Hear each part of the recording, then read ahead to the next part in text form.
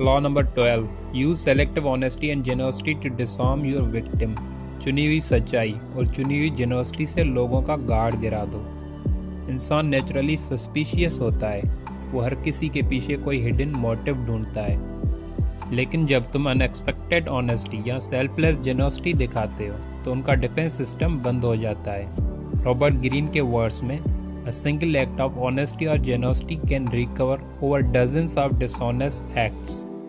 यानी थोड़ी सी सच्चाई, थोड़ी सी जेनोसिटी और तुम उनके जहन में ट्रस्ट का शॉर्टकट बना लेते हो। फिर वो तुमसे गार्ड डाउन कर देते हैं और वहीं से तुम पावर के अंदर एंटर होते हो। Deep psychology behind this law. 1. Honesty is equal to surprise is equal to disarm. लोग एक्सेप्ट करते हैं कि तुम कुछ छुपा रहे हो। जब तुम खुद ही एक छोटी सी वीकनेस या सच एक्सेप्ट कर लेते हो, उनको लगता है अगर ये बंदा इतना ऑनेस्ट है तो बाकी चीज़ों में भी सच्चाई होगा। यहाँ उनका एस्केपिज्म कोलैप्स हो जाता है। 2. जेनोसिटी क्रिएट्स मोरल डेब्ट। जब तुम बिना फ़ायदा दिखाए किसी को कुछ देते हो, help, money, time, respect, opportunity, तो उनके दिल में एक इनविजिबल डेब्ट बन जाता है। वो कॉन्शियसली ना भी माने, लेकिन सबकॉन्शियसली वो तुम्हारा एहसान उतारने के मोड में आ जाते हैं। हम एहसान लेने वाले को हर्ट नहीं करना चाहते। 3. सेलेक्टिव का मतलब हर बार नहीं। अगर तुम हर वक्त ऑनेस्ट और जेन्युइनस रहोगे, लोग तुम्हें नाइस समझेंगे, तुम्हारी वैल्यू कम हो जाएगी और लोग तुम्हारा फ़ायदा उठाने लगेंगे। इसलिए रॉबर्ट ग्रीन कहता है, सेलेक्टिव बनो। कब, कहाँ, किसके साथ, ये तुम डिसाइड करो। Real life examples. Example 1. Abraham Lincoln. Lincoln ने अपनी पॉलिटिक्स राइवल्स को ओपनली एक्नॉलेज किया। उनके पास स्किल्स हैं जो मेरे पास नहीं। लोग कंफ्यूज हो गए, जो बंदा खुद अपनी कमजोरी एक्सेप्ट कर रहा है वो डिसऑनेस्ट कैसे हो सकता है। रिजल्ट, ट्रस्ट ब्लाइंड हुआ, अपोजिशन का गार्ड गिरा और लिंकन ने उन्हीं राइवल्स को अपनी कैबिनेट में लाकर कंट्रोल कर लिया। एग्जाम्पल 2. Business negotiation. एक स्मार्ट नेगोशिएटर शुरू में कहता है, इस डील में मुझे भी फ़ायदा चाहिए, मैं प्रिटेंड नहीं करूँगा कि सिर्फ आपका सोच रहा हूँ। ये लाइन शॉकिंगली ऑनेस्ट होती है। सामने वाला रिलैक्स हो जाता है और फिर बाकी कंडीशंस बिना ज़्यादा रेजिस्टेंस के एक्सेप्ट कर लेता है।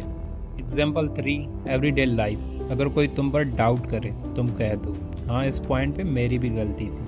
वो एक्सेप्ट कर रहा था डिफेंस, तुमने ऑनेस्टी दी, अब उसका अटैक बेकार हो गया, गार्ड डाउन हो गया। एग्जाम्पल 4. रिलेशनशिप्स। कभी कभी एक छोटी सी सच्चाई, मैं परफेक्ट नहीं हूँ, मुझसे भी मिस्टेक्स होती हैं, ये लाइन सामने वाले का गुस्सा, सस्पिशन और ईगो सब डिसॉल्व कर देती है। फिर वो इमोशनली तुम्हारे ज़्यादा करीब आ जाता है। पावर एप्लीकेशंस कैसे यूज़ करें। 1. Honest confession.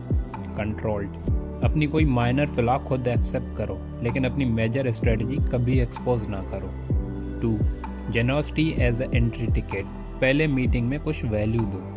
3 insights, small help, introduction, respect, ये तुम्हारा ट्रस्ट पास बन जाता है। 3. Disarm then lead.